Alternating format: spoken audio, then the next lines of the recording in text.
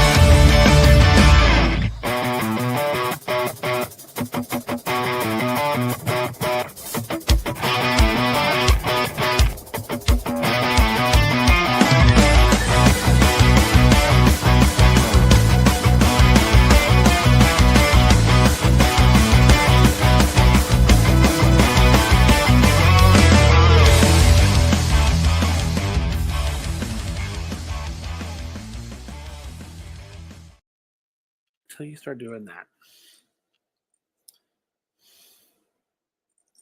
WrestlePod nerds out there. We're live, kind of, somewhat. I don't know. Technology just like puppers. Sorry. I just caught the tail end, literally, of puppers. Anywho, but welcome, all you BC WrestlePod nerds out there, and welcome to another episode of Los Lobos de la Lucha, your weekly telenovela of CMLL goodness. It really do be a soap opera up in here sometimes. I'm in the drive. Yeah, it's great. I'm in the driver's seat this evening. I am Mikey, also known as El Jefe around these BC WrestlePod parts, and I will be leading my motley crew through another exciting, fantastic Viernes Espectacular from CMLL. Yes, I rolled R's, get over it. Anywho, but joining me this evening, of course, first and foremost, don't know what happened to our homie El Muntador del Segundo, but tonight, tagging in for him is Adolfo, the nerdy Puerto Rican. Hello. Yeah, I don't know what to tell you, man. That's he's got beef with you, and I don't understand why. Well, it's because I'm better looking. That's why. I mean, I'm not going to dispute that fact, but anywho.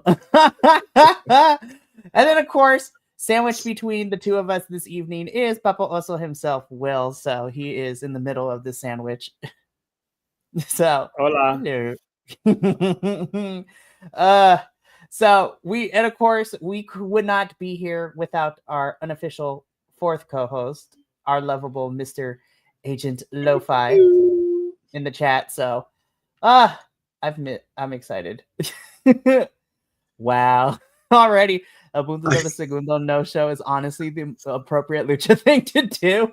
I mean, facts. Oh my goodness, we have such a fun show to get through tonight. But before we get into all of that, as always, as we do here at BC Wrestle Pod, we got some housekeeping to do. So, however you found us, whether it was through a friend, the algorithm, or like somebody left on the comment this morning, be like, I don't know why it appeared on my home screen, but I clicked the video and now I'm subscribed to y'all. Good work. I was like, hey, you know what? We take what we can get. So, of course, make sure to hit that subscribe button and the bell notification on the YouTube, or if Twitch and Kick are your thing, you can follow us there.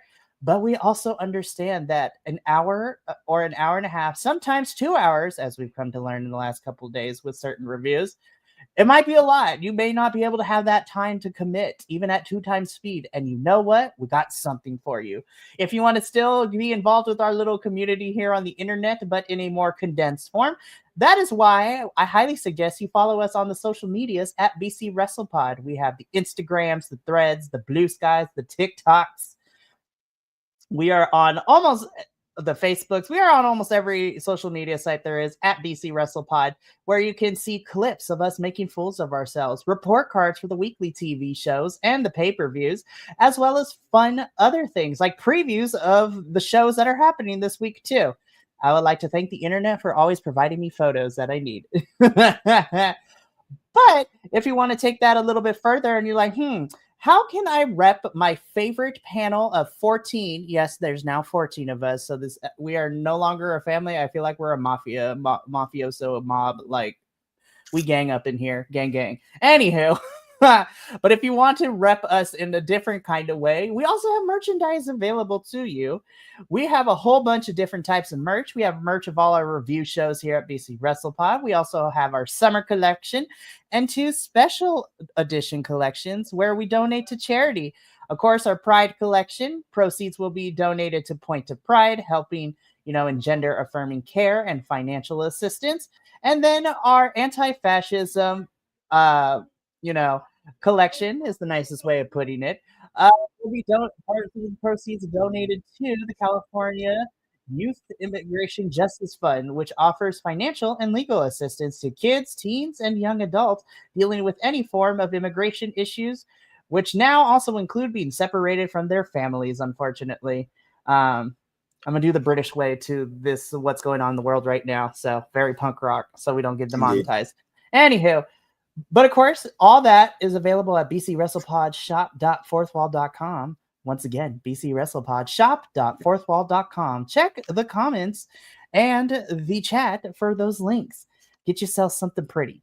Now that we got that out of the way, let us get into this. So we are here to review another episode of Viernes Espectacular, which, of course, for us, I'll put them away. What is happening in the chat, you guys? Like, why ask? Why are you asking? Because I see all. Not just kidding. So we are here to review the Friday, July 25th edition of Viernes Espectacular. I did the slides this week, so apologies in advance because I have a certain way of doing things and nowhere as fun as the way that El Buntador has done them, but we'll figure it out as we go along. So let's just dive right into it.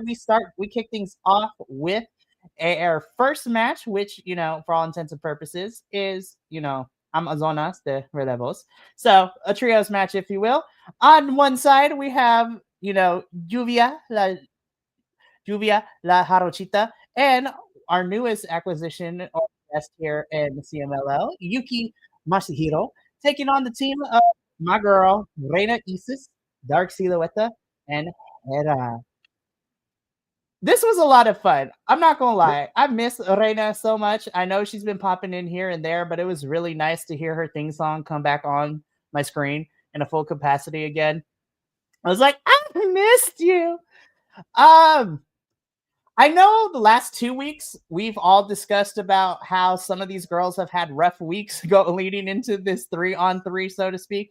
I will say, though, I think they all got it together for the most part in this one. I think they all they're like, all right, We messed up along the way, but here we go. We're going to get this right tonight and get this right. They sure did. I really enjoyed this match. Everyone was on point. I had a great time with this one, obviously, because, not only do we get our faves, we get some of the champs in here, and we also get our newest acquisition or our guest in Yuki.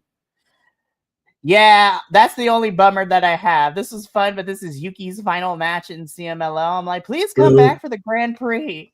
Right. Like, I need these excursions into Mexico to be a little bit longer than like 3 weeks. But that is how the cookie crumbles, as the kids say.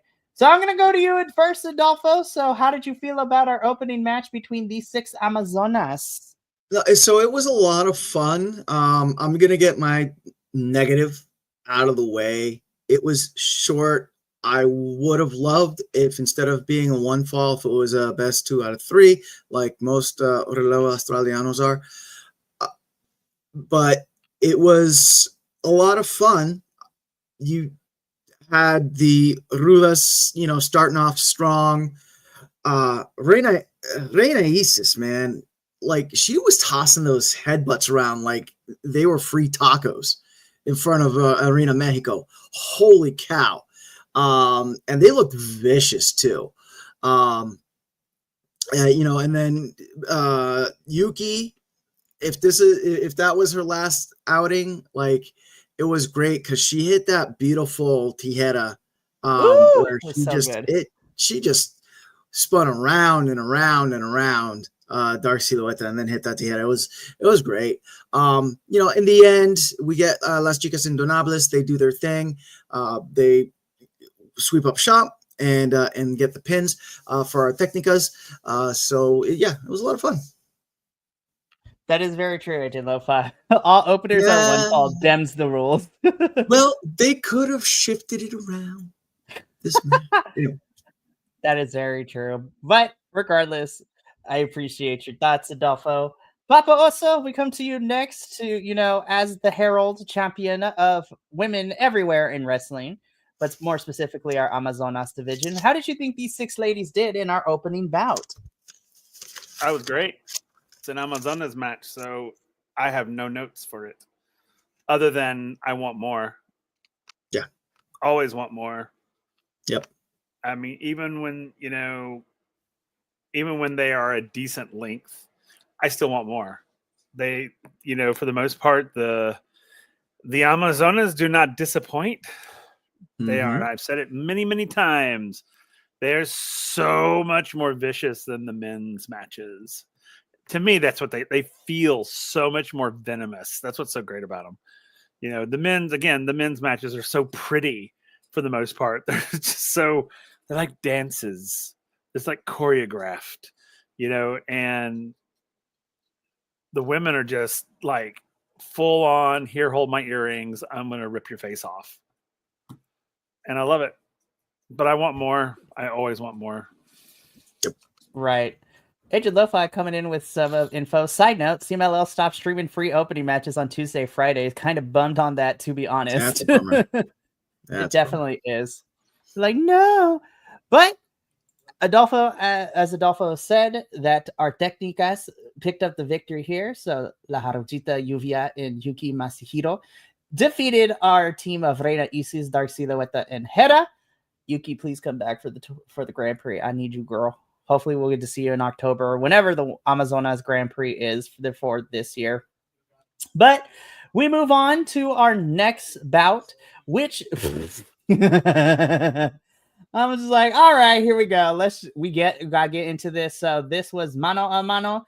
This was Rey Bucanero taking on El Felino in this match. I was like, hair. I was like, that was the first thing I saw. I'm like, hair. Also, which you ain't gonna see in the 92nd anniversary show. No, somebody is losing hair. Somebody is losing hair at the 92nd anniversario show.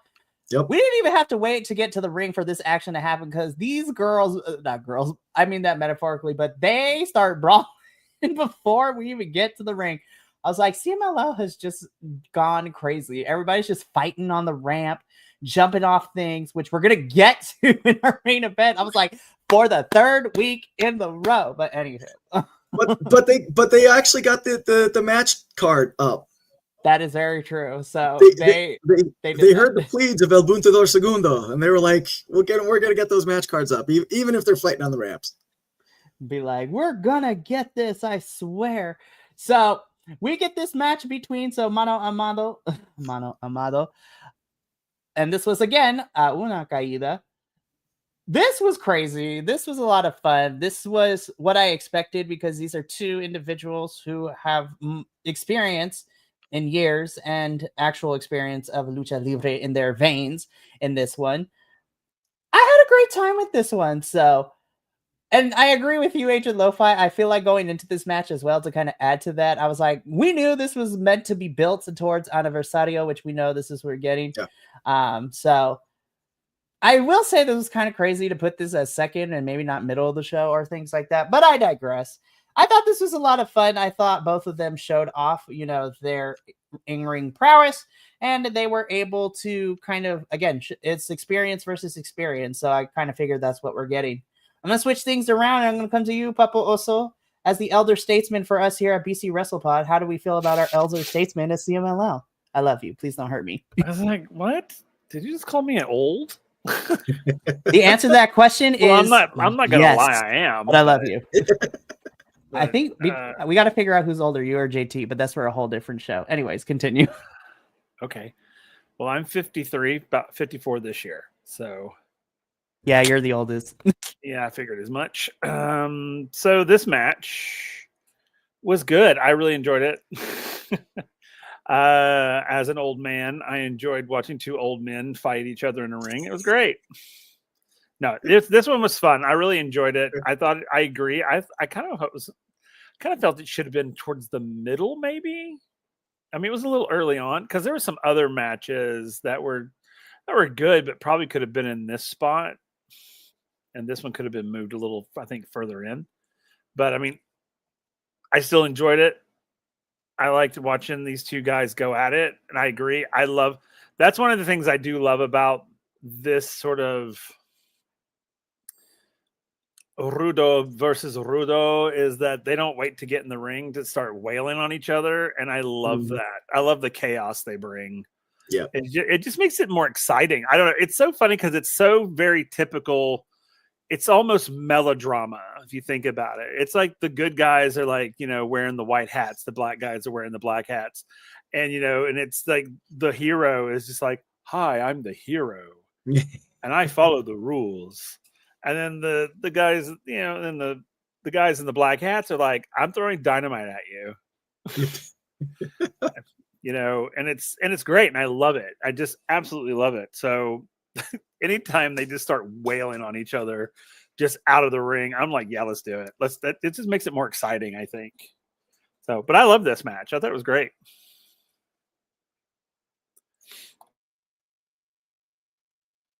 Excellent. And now, Adolfo, same question to you. What did you think of this match? So I'm going to start off by saying I agree with Agent Lo-Fi. The bulk of this Viernes Espectacular did feel like a setup for the 92nd anniversary show. This match was, in my opinion, vast improvement from last week's Rey Bucanero El Filino match. We are building towards their Caballera versus Caballera, hair versus hair match. You can start feeling that tension going on. Rey Bucanero kind of lost where he was in the ring because every time he tried to put down El Felino, it was close to a rope. So El Felino, either grab the rope or put a boot up to get the rope break. My chef's kiss for this match, though, chef's kiss, was having Adolfo Bestia Negra as the ref, because who better to ref two elder statesman luchadors than an elder statesman referee?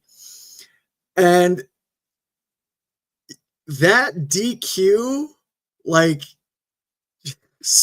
It was fantastic because he just kind of like came in. He was like, "Stop," and they were like, "What?" He's like, "You're disqualified." And Ray Buchanan was like, "Why?" Even the announcers were all just like, "What just happened?" Right?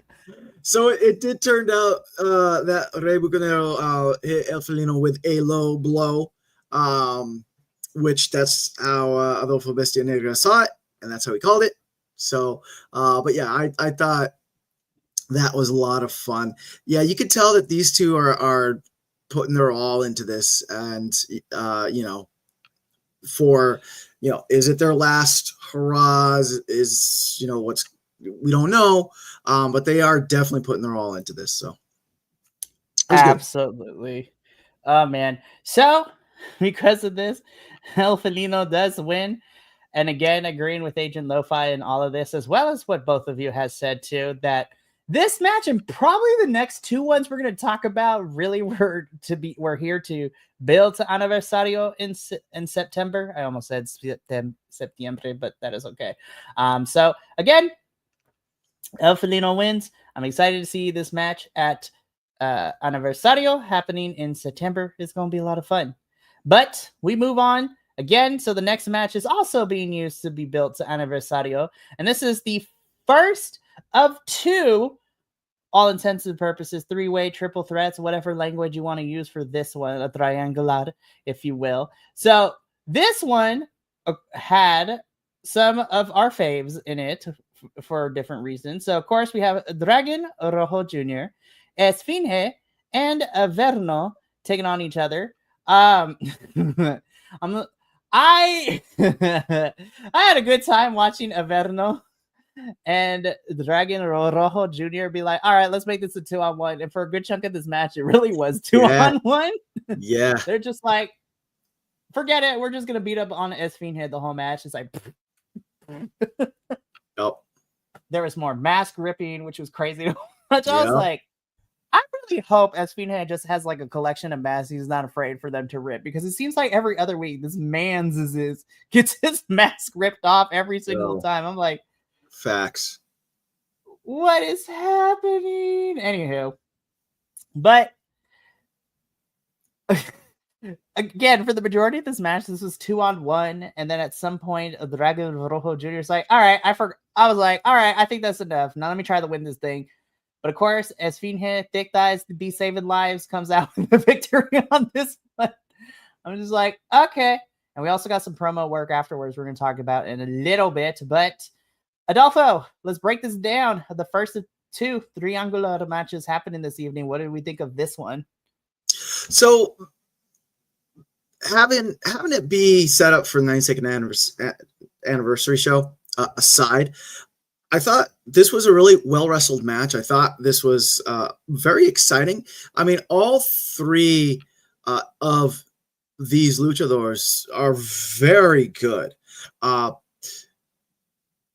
want to talk about Dragon Rojo Jr.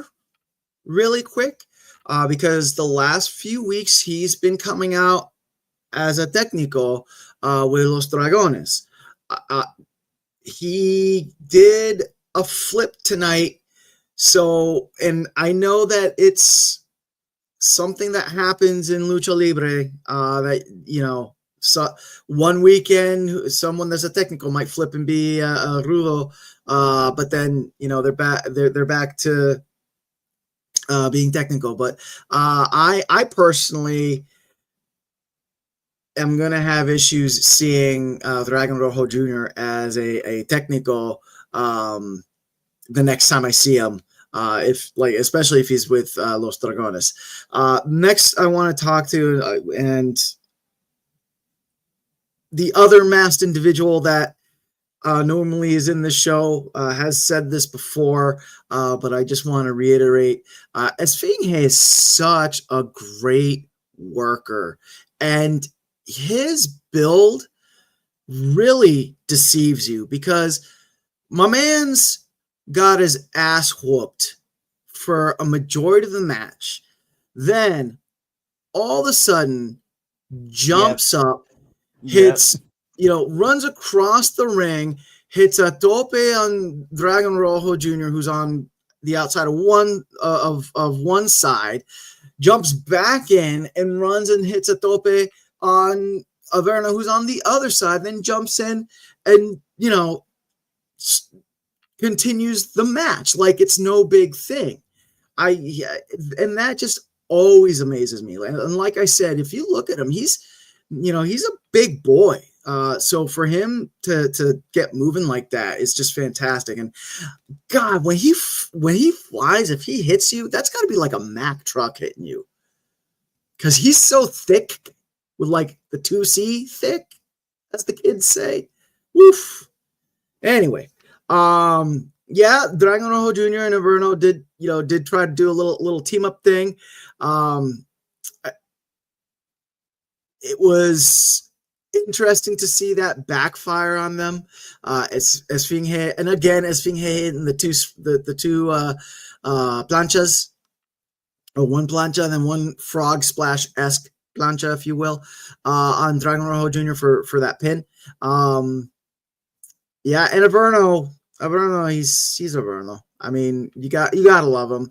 The other thing I really enjoyed in this match was when those times when like Dragon Rojo Jr. was out of the ring with Esfinge, and Averno was with our referee Adolfo Bestia Negra, and it's like, count them out. Why aren't you counting them out? And he's counting along with him, and then it flipped when Dragon Rojo Jr. was the only one in the ring.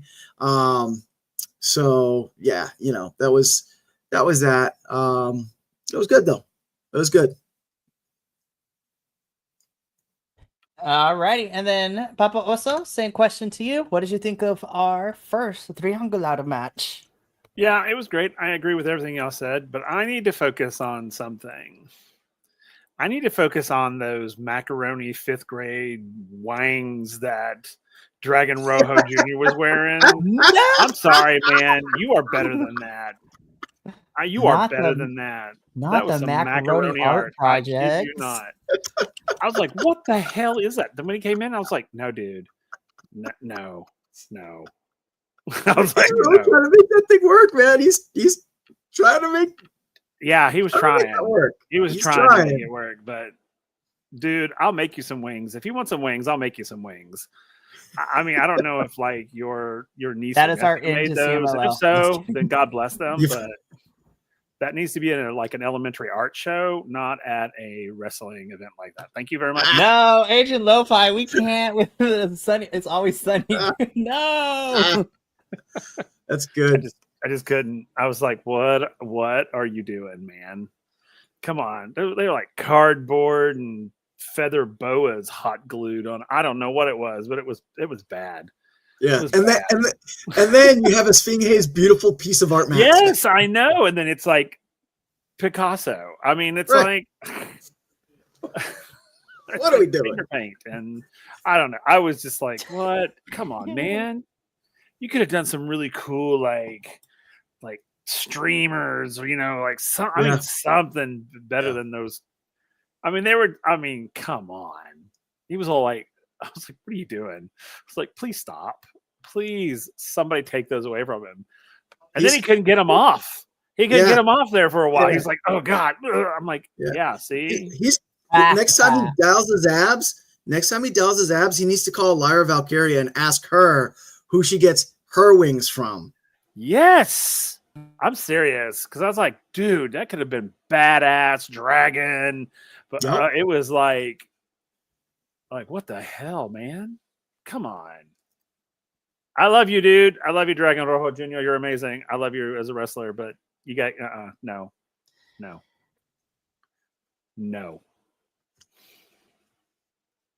We draw the line somewhere. Like, no. That's where we draw it.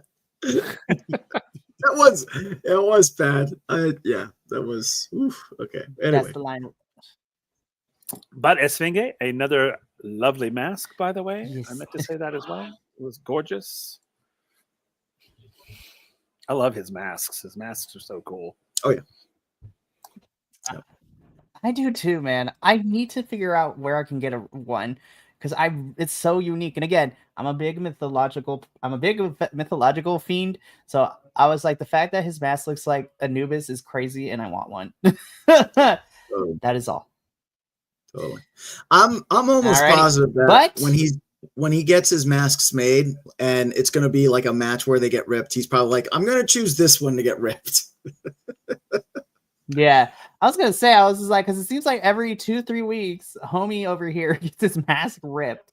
Yep. But it's a lot of fun. But despite the 2-on-1 and the mask being ripped off, I was like, ooh, this man got a head of hair underneath that mask too. But anywho, Esfinge does walk out as the winner, defeating Dragon Rojo Jr. and Averno.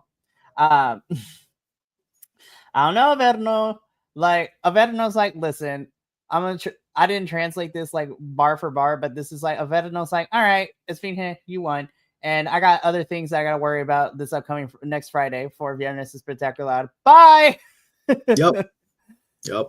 And Dragon Rojo Jr. is like, well, they got me, gal. And that was essentially it. I was like, alrighty. So, Esfinge wins this. This is going to be fun. No, exactly, Agent Love Fight. And he went through this last year with Valiente too. Yep. Oh my goodness. Everybody just wants to rip that mask. I was just like, listen, me too, but even still. But there's something about August and ripping Esfinge's mask. It must be the air down in Mexico. Listen, literally in the last 2 months, whether it be here in the stateside or be in, Arena Mexico itself, we have seen masks get ripped. We have seen them get taken, kidnapped. Like, it's been wild in CMLL. But we are not Speaking of more ripped masks. Yeah, and you thought one triangular was crazy. Oh no, we got two, because we go into our second one of the evening. This one just as nutty as the first one. But this time the players have changed. This is another triangular. This time with Raise the Roof, Ultimo Guerrero, Valiente, and Valiente and Barbaro Cavenario. I don't know if it's just me and because I haven't seen Barbaro too much on my screen in the last couple of weeks. So it's like, yo, man has kind of beefed up a little bit, and I'm here for it. I was like, yes. I was like, yes, bootleg Fred Flintstone. Let's go. I'm just kidding. I really love this match. I think between the two triangular ones, this one was more fun for me, but I think that's because all three of them is like, look, we're in it for ourselves, so let's just beat the tar out of each other. But damn, Valiente, I was just like, speaking of mask ripping, I was like, somebody is losing a mask. No, Agent Lo-Fi, you described this perfectly. This was 3 angry men in this match. Yep. They were on demon time. It was wild to watch this one. Oh my goodness. Papa Oso, let's go to you first. What did you think of 3 angry men in this match? I love 3 angry men in this match. This was great. I love this match. It's like, I love it when the bad guys all fight each other, because it's just the Rudos fight each other. I'm assuming all 3 of them are Rudos, right? Yeah, they are. Yep. Right? Okay, I thought so. I was like, I thought so. I love it when they wrestle each other, because it is literally chaos, and they want to just destroy each other. I mean, it's not. It was wonderful to watch, and of course, Ultimo Guerrero, of course, love.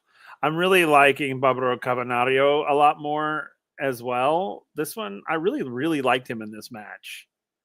More so than I have in the past for some reason. I don't know what it was, but there was something that just, I was like, all right. And then, of course, El Valiente, good Lord. I mean, look at this picture. It's just like, oh, I'm raw. Bro, those muscles and those veins are wild, dude. On this picture. I was just like, photoshopped. It is not. It's like, and I'm just like, I'm terrified. Oh, and yet a little turned on. Right. But no, I loved this match. It was great. I truly did. I just love when they just want to destroy each other, and you could tell. It was just, you're right. It was 3 angry men in a ring. That needs to be a joke or something. 3 angry men. 3 angry men into a ring. We love it.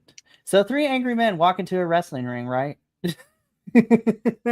Alrighty, Adolfo, I'm gonna come to you next. What did you think? What is your take on our 3 angry men in this match? Are we deeping up in the stream? I can drop a curse. Drop your curse words if you need. Sweet. Yeah, yo, Valiente coming out in the black mask, black outfit with the emo music. You knew shit was gonna get real really fast. Yeah, this was a really entertaining match. I felt that Ultimo Guerrero showed a lot of ring sense and letting Valiente and Barbaro kind of beat each other up, even though Barbaro and Ultimo did team up at first against Valiente, but then Valiente was just like and like started tossing them all over the place. He hit he did the thing where he hit the tope suicida on one of them, and then went and did a moonsault to the other one, which was crazy. Yeah, it's great when you got the Rudos versus the Rudos, because they really just lay into each other and just don't give any flying Fs. So, great match. Sorry to see Valiente's mask get ripped up again. So, but it was a great match. I enjoyed it. I'm invested in these triangulars. I'm excited to see what we got coming down for the 92nd anniversary show, which was probably on purpose. So good job, CMLL. Yes. So Ultimo Guerrero once again walks out as the victor in this match. Makes me super happy he could continue to raise the roof, and excited to see what happens at the 92nd Aniversario. Alrighty, so let's get into our semi-main event of the evening, which was technology. I swear it doesn't want to work with me half the time. There, let me go back. There we go. Here we go. In the semi-main event match, we get a Relampago match.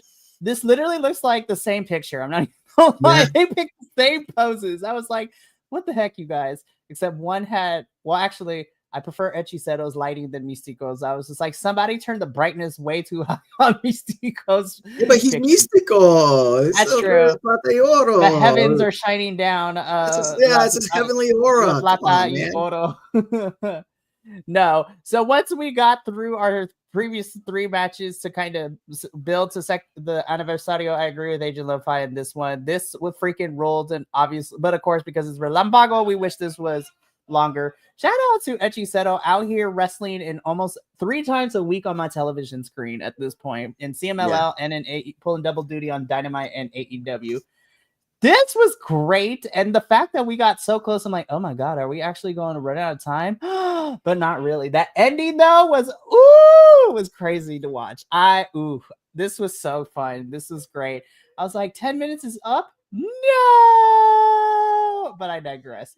So, Adolfo, we're gonna come to you first. Relampago match, Místico, Hechicero, two individuals of the same coin in terms of their styles and their gimmicks, but only one can prevail. What did you think of this match? Going into this match, I knew, my logical brain knew that this was a match Relampago. Match Relampagos are 10-minute long matches. They are lightning matches. Relampago means lightning in English. It's a lightning match. Logic brain knew this. Watching the match, I blinked and it was over. And I was like, what just happened? It was that entertaining. I was so happy that we got to see Místico. I feel when Místico comes out in the trios, that you really don't get to see his ability, right? And it also helps that him and Hechiceto, they've wrestled so many times against each other before that they know each other, so they're great dance partners with each other. But this match, you really got to see not only how fantastic Místico is, but also how fantastic Hechiceto is as well, which on the flip side, I that's my only gripe regarding Hechicero, especially when he's with groups, is that you really don't get to see him do his thing, and you got to see that here. That ending where Hechicero had Místico up, and that he somehow Místico got his legs around to hit to get the, and then into the tijera. Yo, that was so good. That was so good. Yeah, Agent Lo-Fi said it best. That's how you set up La Mística. That's how you set up La Mística. Yeah. I mean, nothing against when he goes off the top rope into the Mística, the setup for the Mística, but this was just friggin' art. It was art. This was so much fun, and I feel like both of these two are at the top of their game. It's so much fun. Papa Oso, I come to you next. What did you think of Místico and Hechicero in this match? This match was so good. It was so good. And I knew it was going to be good. That's the thing about it. You know, it's not like we haven't seen this match before, but every time we see this match, it's so different. Yeah. You know, at least it feels different. And I love it. It was so fluid and it was beautiful. There were beautiful moments where, you know, especially towards the end was where all of the art was taking place, the art, quote unquote, was taking place.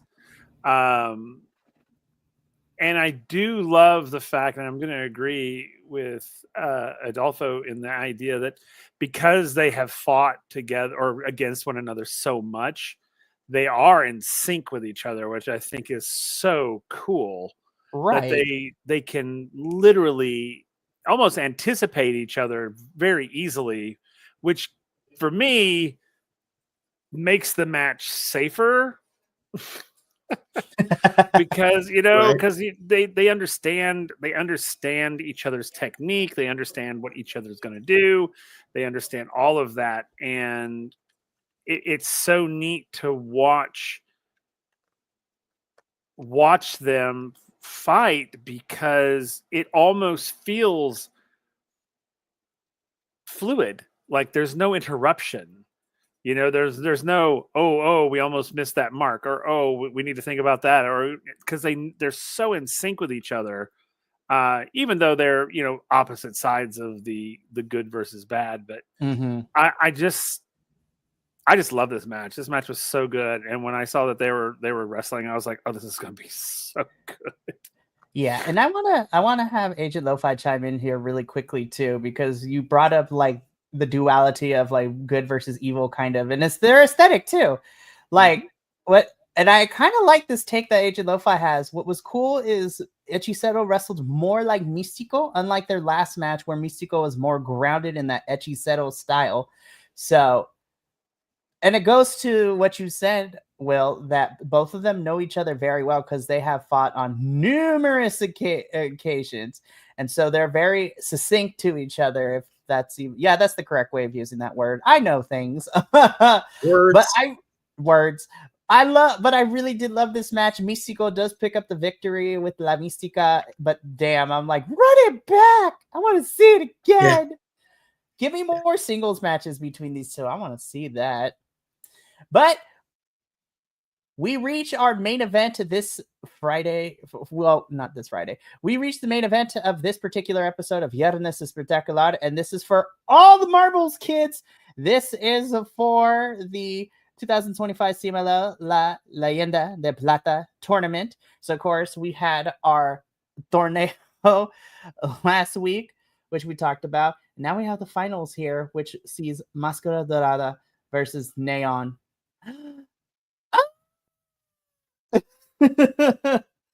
Oh my god, I was like, listen, the fact that both these kids, yes, I'm calling them kids because they are still in the 20s, is wild to me. Oh, this was my favorite match, and I was just like, this is like a Stefan skit. Okay, so if you like this is what they have. Everything here. They had jumping off the barricades, they had jumping off the stage equipment, multiple flips. It's so good. Oh my gosh, this was my favorite match of this episode. I'm not even going front. Like, This was so much fun. It didn't quite reach my match of the year contender list, but this was still a lot of fun for me. I will definitely still show this to people. Be like, do you want to get into CMLL, but you don't know what to expect? Well, watch this match. So, oh man, Neon and Mascara Dorada, they did their thing. I'm gonna give them the Leone like salt thing. I was like, yes. Man, I had such a blast with this one. I couldn't stop watching. Mom Laguilla watched this for a little bit and she was enamored. It was crazy. I'm gonna go to you first, Adolfo, with this one. For all the marbles, this is the finals of the Leyenda de Plata. What did you think? So Neon is this year's winner of the La Leyenda de Plata trophy. Which is a prestigious trophy that they wrestle for every year in CMLL. I'm gonna be a bit of a hot take, Nancy, I guess. I don't know. I mean, did we expect anything else from these two? Not really. I mean, we've seen their work on Sky Team. We've seen their work, everywhere else in their single matches. Like we knew that these two know how to work together. You know that these two know how to put on a good match. So, like, did we expect anything less? No. What I thoroughly enjoyed is that they weren't afraid. Yes, we got our flips, we got our topes, we got our crazy 450s, we got our Neon doing the hippity hop to the into the moonsault thing. We got all that. What I really enjoyed is that they weren't afraid to get their hands dirty. Neon tossing Mascara Dorada into Benito Barricade. Mascara Dorada dropping Neon on the ring apron, the hardest part of the ring, doing a lot of the, getting really physical with each other.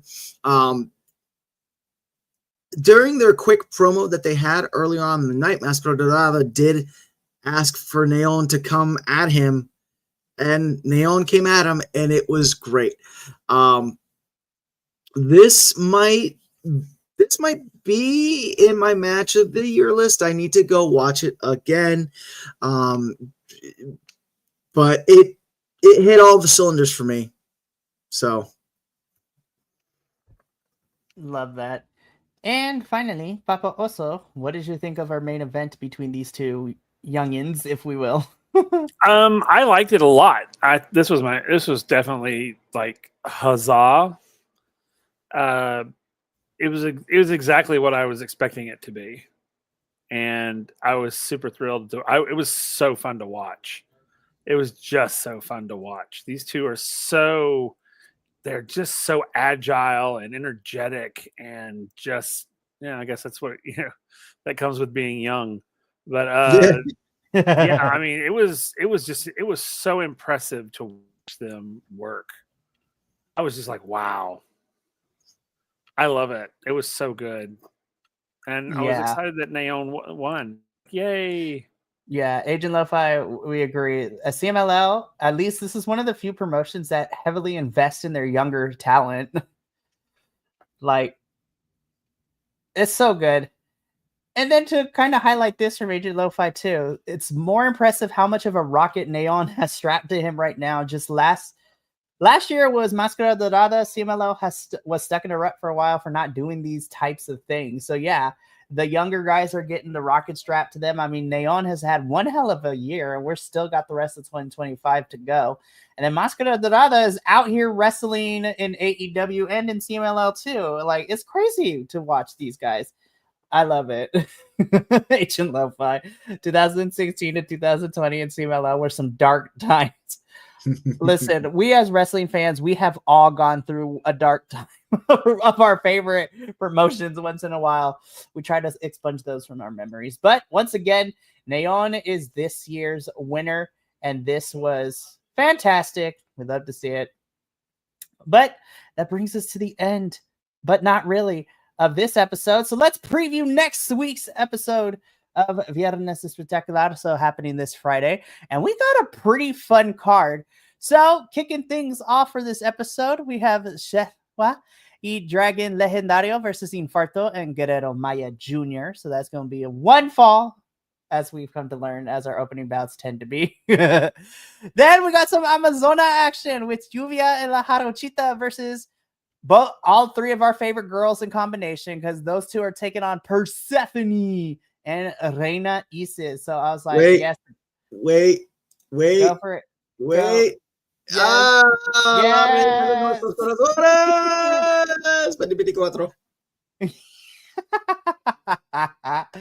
So I'm super excited for that one. I cannot wait. It's going to be a lot of fun.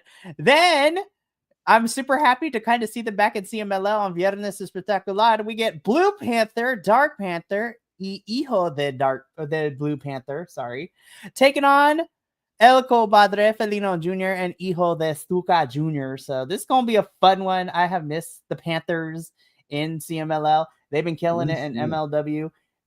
And I'm super excited for, all that.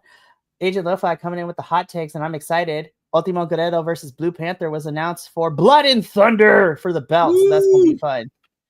Oh, I can't wait. And that is happening in 2 weeks. So we're excited. But moving on, in a very special type of match, somebody who I've missed on my screen. Yes, we're also getting Noche de Campeones matches announced on next week's Informa. Oh, I'm so excited.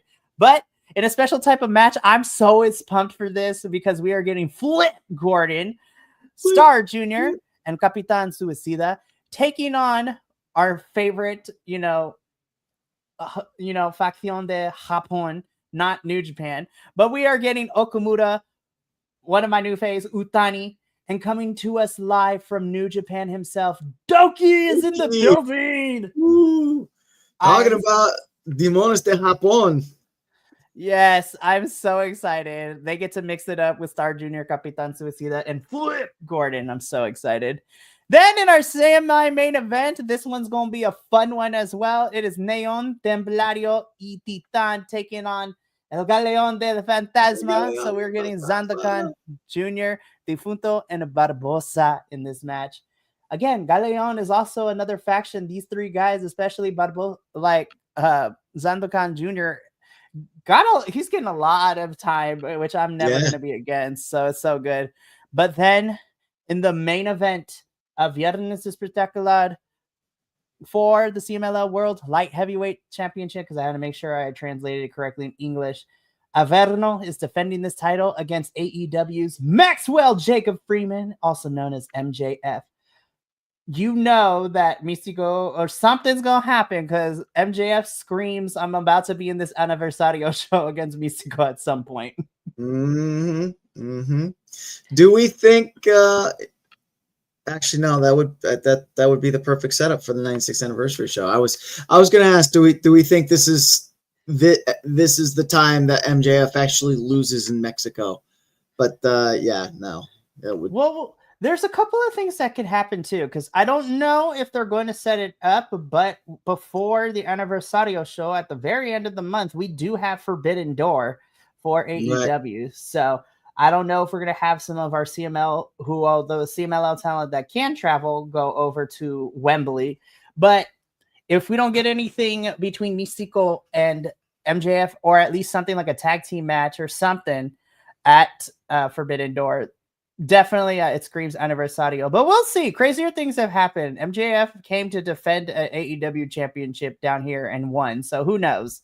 Right. Crazier things have happened in CMLL. But that is going to be the end of the preview for this episode. So this was fun. I feel like I'm forgetting something. On my muscle muffin. You didn't play the whole thing. That's fine. Thanks, Blake Monroe, for telling me to hold on my muscle muffin. Anywho, we got some noticias to go through, so let's get into that. Hey. Yes. So let's go over some things. This is not really too much to update on. It's kind of a recap of what I said last week. We do have some other things that did happen. So most of this is going to be lots of MLW stuff with a little bit of some new stuff. So, of course, in about 2 weeks, we do have MLW's Blood and Thunder happening in 2 weeks for MLW. As we discussed last week, we have the opening round matches of the Opera Cup, and the one that we are paying attention to is Mystico versus Ikuru Kwan. That match is going to be amazing. So I'm excited for that. And then, of course, happening in September in Fightland, we've got a bunch of CMLL talent that already got announced, like Templario, Atlantis, Ultimo Guerrero, Titan, Barbosa, and Esfinge. And then earlier this week, we got 2 new announcements of people coming over to Fightland in September. In Defunto, which makes me super excited. Our favorite zombie is crossing over to the MLW territory. And Blue Panther will be in action as well. Blue Panther's living his best life. I'm going to be Blue Panther when I grow up, you guys. This is great. However, I also have some news. And even though it's not until October, we got our first 2 participants who are going to be participating in Fantastica Mania UK. So this is CMLL and Rev Pro, 2 shows in one day, which is going to be Parkers. I'm so excited. Yes, Defunto is going to be fun for Fightland for sure. But we got our first 2 participants. I only have one because they didn't announce the other one until like an hour ago. But Echiseto will be heading to the UK. I'm like, Echiseto out here just completing side quests at this point. Yeah, right? It's like, where else can I wrestle in the world? But Mystico in the world is Echiseto. I just need him to wear the red coat. Like, where in the world is Carmen Sandiego Echiseto? Like, I love it. But Mystico will also be a part of Fantastica Mania UK. So I'm actually excited to see our luchadores compete in the UK. That's going to be a lot of fun. But that is your noticias for the evening. So yeah, this was a fun show. I had a good time, and I'm looking forward to next Wednesday's episode of Los Lobos de la Lucha, as we are going to be covering what looks to be a very fun Viernes Espectacular, and we'll see what the state of our championship looks like by the end of the episode on Friday. So it's going to be fun. But that's going to be it for us here at Los Lobos de la Lucha. We got a jam-packed week coming up, as you saw in the commercial at the beginning of our show. We have one more review this week, which is tomorrow. Andrew and I will be heading on across the pond to the UK, as we will be reviewing Progress Wrestling's Chapter 182, Stay Humble, where we had lots of things happen. We had a return. We had matches announced for 100 Volts, which is the 100th show in the Electric Ballroom, which is going to be fun. We had a triple threat women's main event for the Progress Women's Championship, which was amazing, and y'all need to go watch it, seriously. But then we got a host of watch-alongs. GCW's Hit 'em Up on Friday, where it's going to be wild. We got lots of good matches happening. Currently, GCW has their stuff in Japan, which we're going to look at next week. But we got that on Friday. Saturday morning is GCW Bloodsport, as well as WWE's SummerSlam Night 1, SummerSlam Night 2 on Sunday, and the review on Monday. So the WWE boys owe me their lives for the next 72 hours. I'm just kidding. Don't forget NJPW. Yes. G1. Monday as well. The recap videos of Block A and Block B, especially, Block B has some interesting leaders. And I was like, where are we going?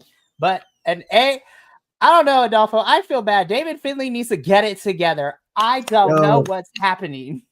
We're talking CMLL. We can talk. Yeah. We'll talk afterwards. We'll talk later. So we'll talk afterwards. We'll talk later. Yeah, we'll talk afterwards. Alrighty, but that's going to be it for us here on Los Lobos de la Lucha. From all of us here and the rest of the BC WrestlePod family, remember, take care of yourself, love one another, stay iconic, and more importantly than anything, you always deserve to finish your story. We will catch you later this week for more wrestling goodness. But until then, this is going to be sayonara and adios. And this is Mikey, El Jefe of BC WrestlePod, signing us out for the evening. So until next time, peace.